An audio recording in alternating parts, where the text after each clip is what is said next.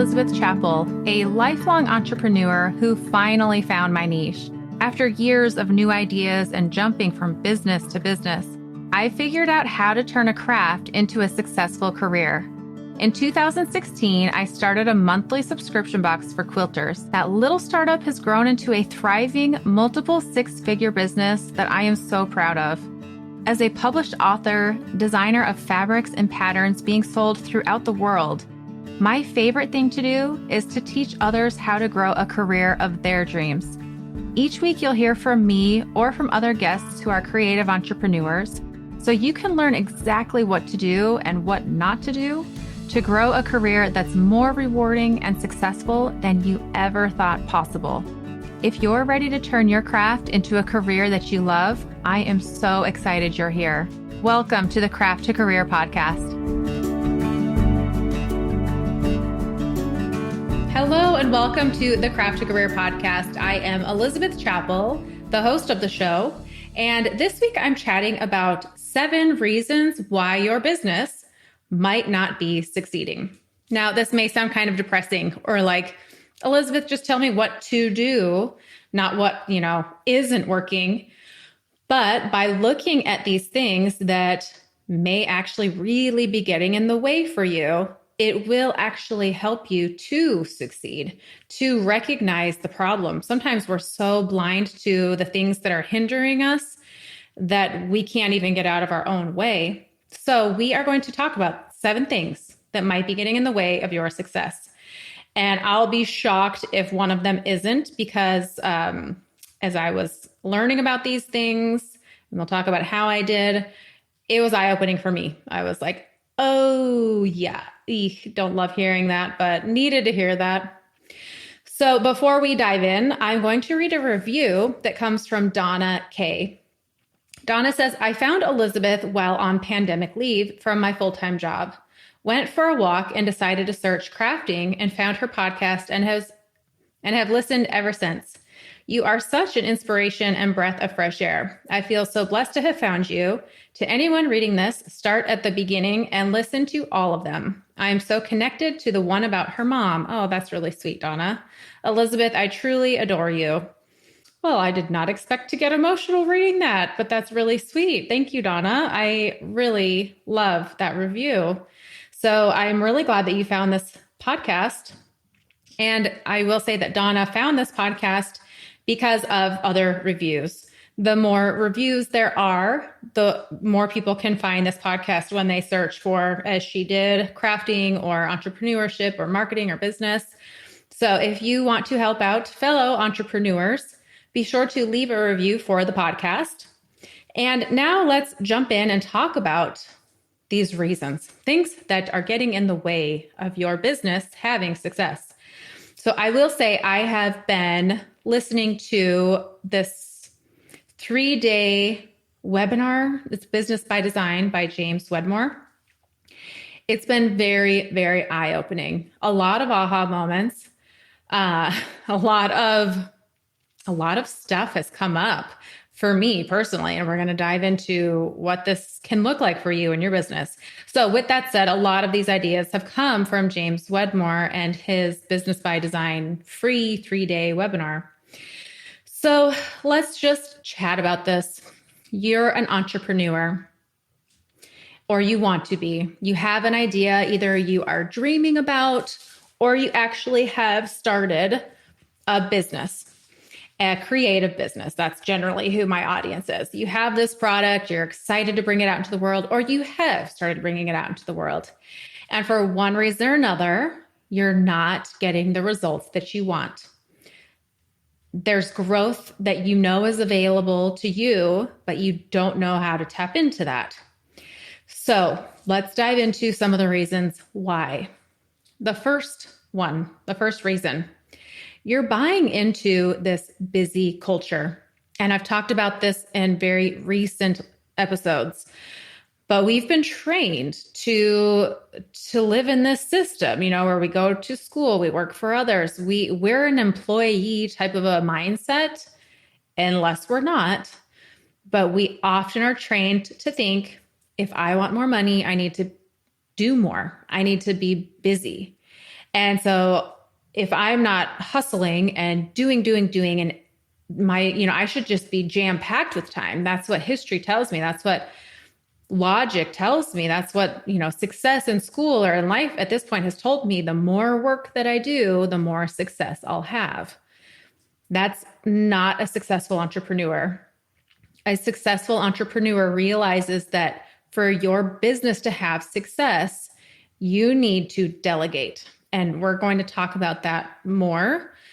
But just realize that you might be buying into the lie of busy, that I need to. And then we often end up spending our time being busy with stuff that doesn't matter. I'm going to go make the About Me section amazing on my website. That's not going to move the needle, or we go in and spend all of our time creating the perfect Instagram reel. Not going to do it. Your audience might grow, but that's your sales. You've got more potential that that you can tap into with your business.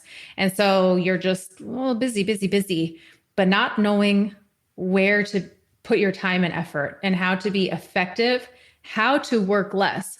Because to be honest, at first, when we hear this work less and get more, it's like, that sounds too good to be true. And you know what they say about if it's too good to be true, it's not true, or they're selling you something. So learning how to work smarter and not harder. And by working smarter, you're going to work less. And that's, we'll go more into that. So number one, you're busy.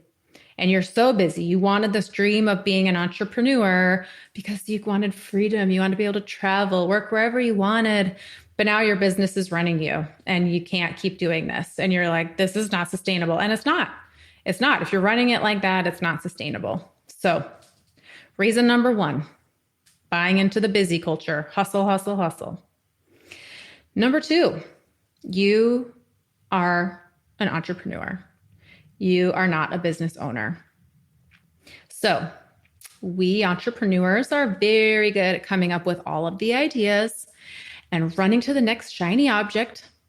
And we're not so good at running a business, which looks like niching down, sticking to one thing, letting go of all the other ideas that pop up. Trust me, I know this because my husband just last week was like, hold on. Isn't this that thing, Elizabeth? Because I said, I've got this new idea. He's like, this is what you tell all of your students and the people you coach. Don't do that. I was like, dang it, you're right. So we're stuck in being an entrepreneur. And, if you look at a lot of companies like Steve Jobs, whoever, most companies, the person who thought of it's their baby, they get kicked out. Because they're great at being an entrepreneur. They're not great at being a business owner. So you need to learn how to run a business, which is very different than coming up with the idea. The ideas are not the problem, right? It's running a business. So this could be reason number two. You don't know how to run a business. Number three, you believe that your results equals your value. We have this belief system and, you do all the things. Well, I followed the steps. I did the marketing and I didn't get the results. So all of a sudden you're telling yourself, oh, that means I'm not a good business owner. That means that there's not room for me. That means I can't do it. They can, I can't. I'm not a good person. I'm not, whatever you're telling yourself, all the critics were right. I'm not cut out for this. When in reality, it's just a matter of tweaking what you're doing. There is a way to do it well. And just because you didn't have success on first go, second go, it doesn't mean anything. The only truth is that you got however many sales you got. Whatever that number is, that's what you got. It could be 0, it could be 1, it could be 100, whatever it is, that's the only reality. What story you're creating around it, it could be anything.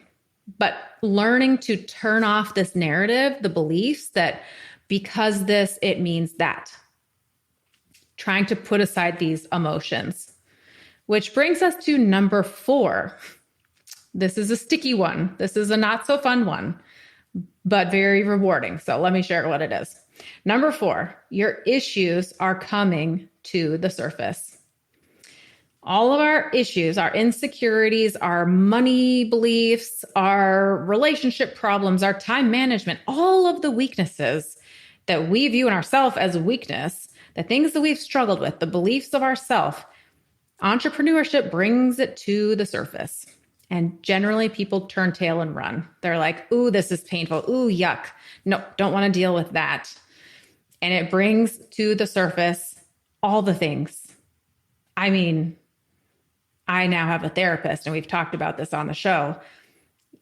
It is rough, man. Being an entrepreneur is not easy for so many reasons. You're putting yourself out there, right? You're getting criticism. You're getting not the sales that you wanted, not the results. And again, those beliefs come and it just brings up, for everyone, it's a little different, but there's stuff, man. We're humans. It's a human condition.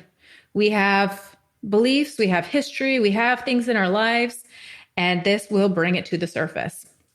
So that's reason number 4. It might just be like, I don't want to deal with this. Nope, this is emotionally too much. I'm out. Number 5, we have the shiny object syndrome when it comes to marketing. So what I mean, oftentimes when I hear the shiny object thing, it's like, ooh, this idea. For number 5, I'm talking about specifically marketing.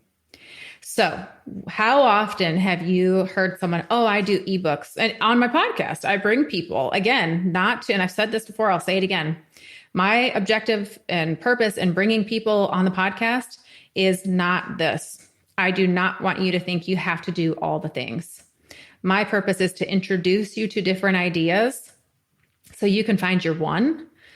But a major problem with entrepreneurs is they think, oh, okay, well, that worked really well for them, so I better do that. You go and do it, it doesn't work well. So, well, Instagram's working really well for them, so I'm going to go do that. That didn't work. Well, they're doing webinars. Oh, webinars are dead. Okay, tiny product. I got to do that. And you're just running from thing to thing to thing, when in reality, that's a small percentage of what matters is your marketing. What matters is the inside job, the stuff that's going on the inside, your beliefs, the things that are harder to work on, you know. But I will say this, if you're in entrepreneurship and your stuff's coming to the surface, you don't have to turn tail and run. This is a wonderful gift for you to really grow and overcome some things with, I suggest, the help of a therapist personally, or a coach, like a life coach. I can help with business. I do not put myself out there as like a life coach or a counselor or therapist.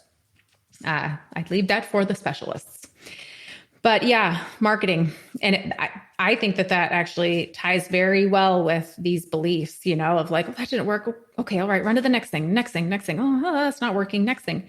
So that shiny object syndrome of marketing. Well, that didn't work. Let's try the next marketing tactic. Well, what's working for them?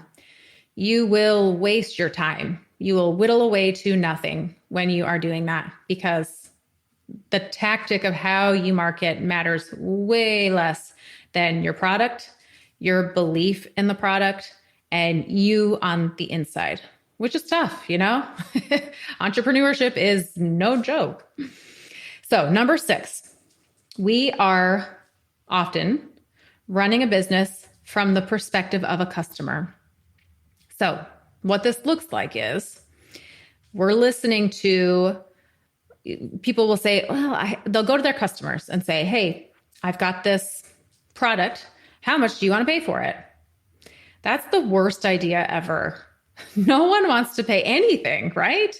You might have exactly what I want, but if you're asking me what I want to pay for it, I am going to try and give you the least amount possible. No one wants to give up their money. You don't do that. You don't go to the customer and ask them, what do you value this at? What would you be willing to pay for this? That's not going to work. We also sometimes will hear people say, no, don't market like that. And that's a customer. And really that comes down to, you'd rather be popular than profitable. You're more concerned about looking good than about helping people and getting results for people. And again, I've talked about this as well. the human condition. We are built to want to connect and be accepted. It's part of our DNA and longevity of like, in order to live and survive in this life, you need to be accepted by the crowd. It's a very animalistic type of a thing. It serves a purpose, and it does. We're happy when we're with people. They protect us. It goes way back, but still serves a purpose in our modern culture. But that's a very common mistake. People have an email list and they're like, oh, but I don't want to tell them I'm selling something. I'll turn them off. They'll get annoyed. I'm like, oh, wait a minute. Do you want to be popular or do you want to make a profit? Are you a business owner or are you doing a popularity contest? And sure, there will be customers out there who are going to say, oh no, they're marketing like this. Oh, they're doing that. I don't agree with that. That's lame. Blah, blah, blah, blah. Do not tailor what you do to those customers. You are here to bring your product to the world. And that again brings up all the stuff to the surface when people start saying stuff, it's like, oh no, but they don't like me. Oh no, but this and that. So that's the thing, running your business from the customer's perspective rather than from a business owner's perspective. And then number 7 is trying to do all of the things on your own.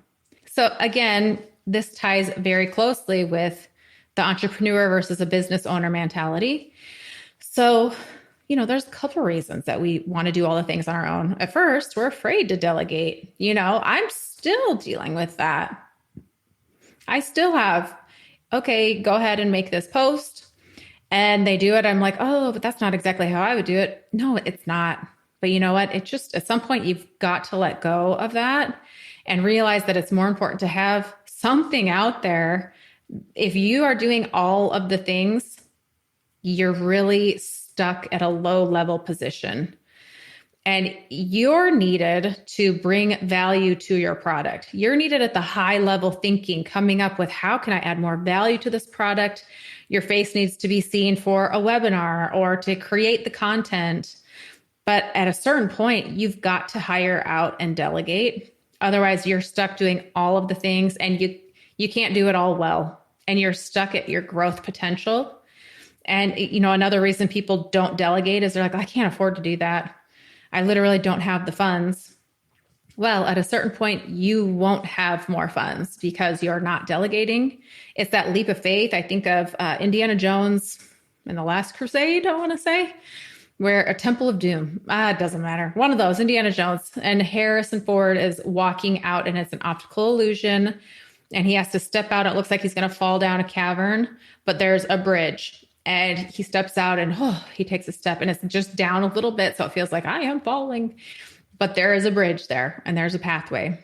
And it's that way with your business, that at some point you have to take that leap of faith that if I invest money to hire someone, and you can, there's virtual assistants that you can hire for $5 an hour, and you can have them go into Canva and create whatever, your slide decks, your Instagram posts, your carousels. You have to delegate things in order to grow at a certain point. Otherwise, you've capped your potential and you can only do so much. So, things that you could hire out, customer support, have someone be in your inbox, copywriter, content creator, fulfillment, someone who's looking at your budget, looking at your KPIs, your key performance indicators. That's what KPIs are. Keeping track of how much is your email list grown? What's the open rate? What's the click rate? Is it going up? Is it going down? How much money have you earned so far this year? They can keep track of that for you. And then you just meet once a week, once a month, and take a look at that.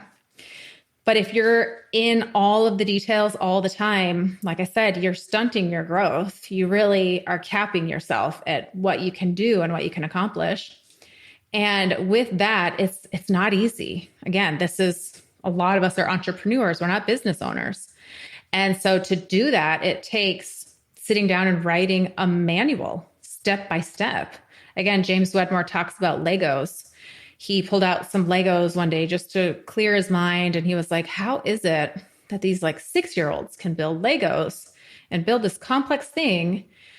And he looked at the instructions and it's because they are broken down step by step by step. And he said the, the most terrible, like he hated doing it, but it was the best decision for his business, was he sat down and he wrote down step by step by step. Go to Zoom. Here's the login. Go to this button. Create this. This is how you create a webinar, just step by step by step. Very, very tedious. But now all of a sudden he had a packet of steps and he could go and hire this assistant for $5 an hour. Here, go follow these steps. And they came back the next day. Here you go. Done. Ready. And that's when you will start to see growth, is when you can remove yourself, but it takes time to write down all of those steps. And it sucks. It's not fun. It's the most tedious, laborious, but you do it one time instead of having to do it every single time you have to do this thing. And now you can delegate that. And you absolutely need to write it down. Do not make the mistake of hiring someone and just showing them how to do it, because it's not a matter of if, but when they leave, you will then be in a pickle where you're hiring somebody else. And now you're going to have to train them again.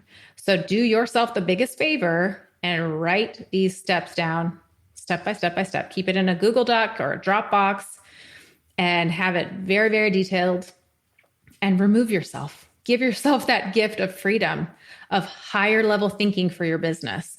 That will allow you to really just sit and have time to reflect on, how can I make my product better?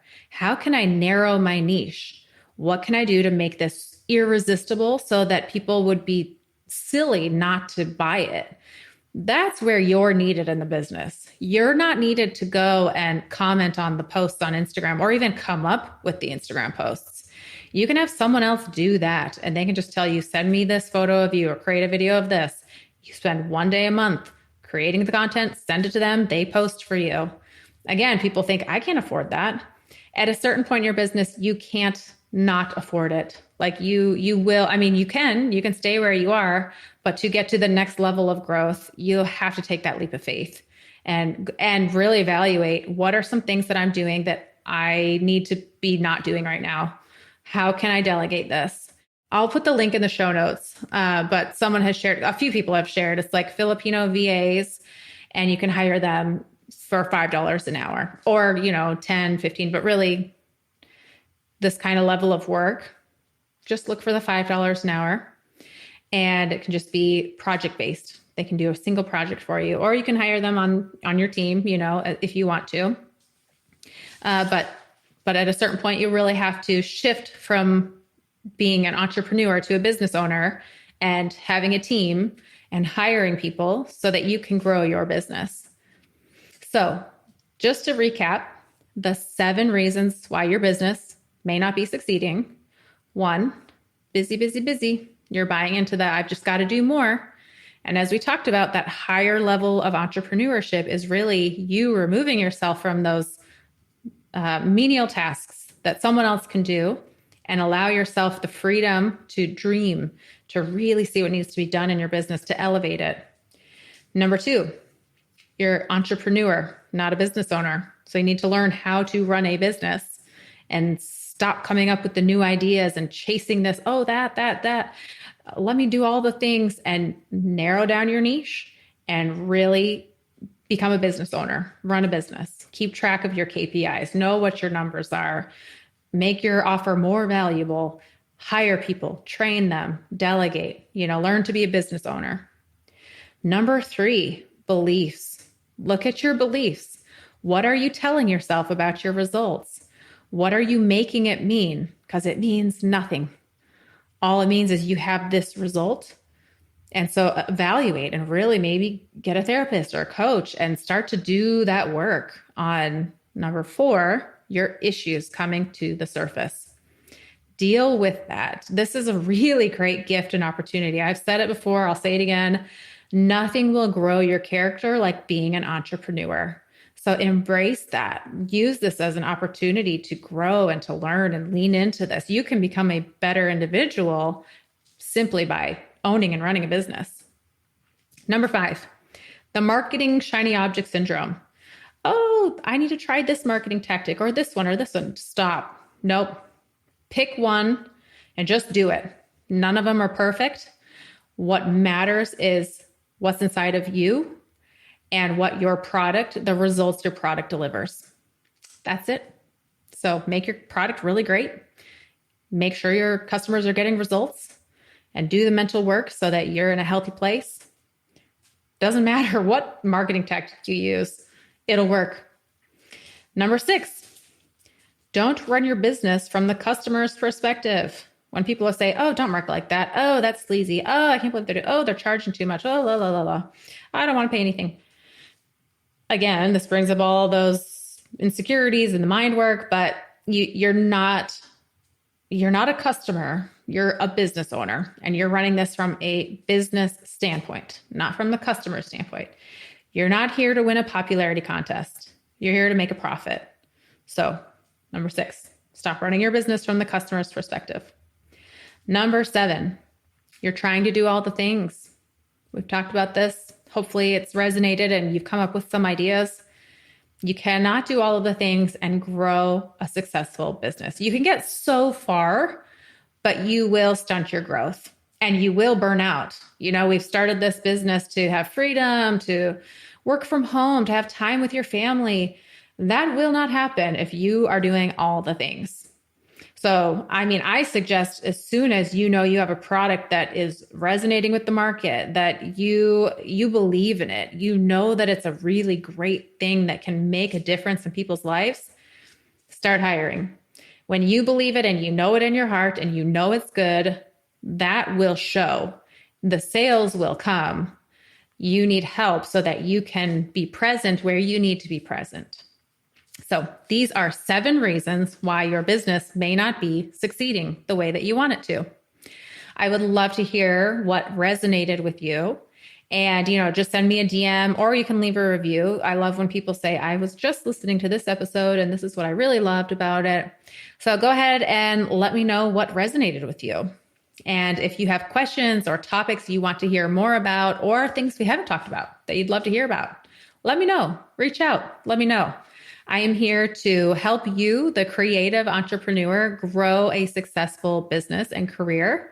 So I'd love to hear what things you're struggling with. And, if you're like me and you've got these issues coming to the surface or these 7 things, for me, like I said at the beginning, when I was hearing James talk and I'm hearing all like, oh, what were the things that really stuck out to me? Trying to do it myself, which is really ironic because I have a team, but I'm really learning how to run my business like a business owner. So I guess those 2 things. I'm really good at being an entrepreneur. I'm really good at coming up with ideas. Like I said, my husband the other day was like, rein it in. This is what you tell people not to do. And sure enough, I do it. But really leaning into running a business and learning how to do that. And that looks like hiring a team and learning how to train somebody. Oh, that's not my skill set, but I'm learning. I'm leaning into it. I'm learning how to communicate better, which also is bringing stuff to the surface. Like, oh, I don't want to hurt their feelings. So it's all a very interesting process, but I wouldn't change it. I would not change it. I'm really grateful for how I'm learning more about myself. My goodness, am I learning about myself? Stuff I didn't even know was an issue is coming to the surface. I'm like, oh, time to deal with that. So I do also have a therapist and a life coach and just hired the life coach because things are coming to the surface because of running a business. So those are the things that really resonated with me, I guess number 2 and number 7. So I'd love to hear which ones resonated with you. And if you are interested in getting a PDF download, I have written down these 7 things that we've talked about. Just go to quilterscandy.com/113 for episode 113. And you can download this PDF that talks about these 7 reasons why your business might not be succeeding the way you want it to. And you can just look at those. You can take notes, remind yourself, I need to remember this thing. So go ahead and get that PDF download, quilterscandy.com/113. And again, if you've not left a review for the podcast, be sure to leave a review. You can either click the 5 stars or go ahead and just write a little note of something that's resonating, that's really helped you while you're listening to the podcast. So thank you so much for being here. I will see you next Friday right here on the Craft Your Career podcast. Until then, have a wonderful week.